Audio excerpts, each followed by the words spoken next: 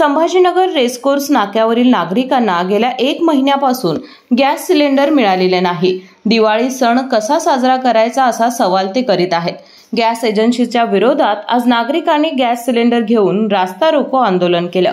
या आंदोलनाची दखल घेत आमदार राजेश क्षीरसागर यांनी घटनास्थळाला भेट देऊन नागरिकांशी चर्चा केली।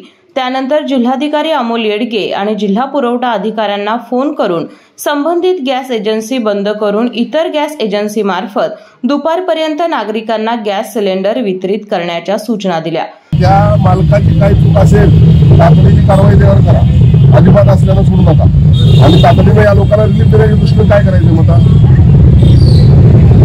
मी वाट बघतो 5 मिनिटं थांबतोय, मला फोन करा आपण। संभाजीनगर रेसकोर्स नाक्यावरील नागरिकांना गेल्या 1 महिन्यापासून गॅस मिळालेला नाही। दिवाळी सणाच्या मुहूर्तावर गॅस न मिळाल्यानं महिलांनी संतप्त प्रतिक्रिया व्यक्त केल्या। घरात मी लेडीज एकटे आणि 8:30ला ऑफिस उघडते, अजून उघडलेलं नाही। काय ते आज निर्णय व्हायला पाहिजे आणि टाकी मिळायला पाहिजे आम्हाला। किती दिवसापासून तुम्हाला सिलेंडर महिना झाला आता? 1 महिना झाला की बुकिंग करून 1 महिना बुकिंग झाला नाही, गॅस मिळालेला नाही। आम्हाला गॅस मिळालेला नाही। गेले 8 दिवस झाले आम्ही इथे येतोय, आता येतील नंतर नाही येतील, तुम्हाला दुपारी मिळतील, आजही मिळालेले नाहीये। काय करणार आम्ही? तुम्ही काहीतरी येऊन इथे सांगा, तोंडावर बोला। तुम्ही फोन नंबर देताय त्याच्यावरही कॉन्टॅक्ट करत नाहीये। तुमच्या काय प्रतिक्रिया इथे येऊन थांबून सांगा ना आणि ऑफिस टाइमला उघडा ना।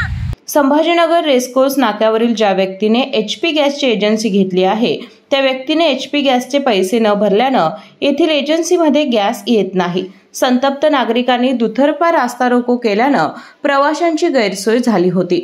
आमदार राजेश क्षीरसागर आणि राष्ट्रवादी अजितदादा गटाचे आदिल फराज कागलला जात असताना रास्ता रोको केल्याचं आढळून आलं। तिथेच थांबून त्यांनी नागरिकांशी संवाद साधला।